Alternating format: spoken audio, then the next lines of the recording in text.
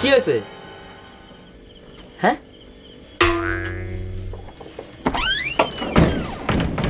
যা বাবা, এরকম রেগে গেল কেন? না, আমি তো থালা বাসনও মেজে দিছি, রান্নাটাও তো আমি করলাম, এমনকি উঠোনও ঝাড় দিয়ে দিছি। আচ্ছা, তাহলে রেগে গেল কেন?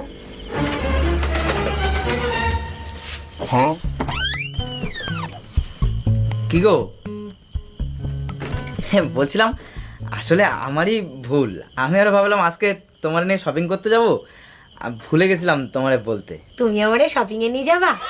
ঠিক আছে, এগুলো হতেই পারে, আমি কোনো রাগ করিনি। কি বলে? আমি তাহলে রেডি হয়ে আসি। হ্যাঁ হ্যাঁ হ্যাঁ, তাড়াতাড়ি যাও, রেডি হয়ে নাও।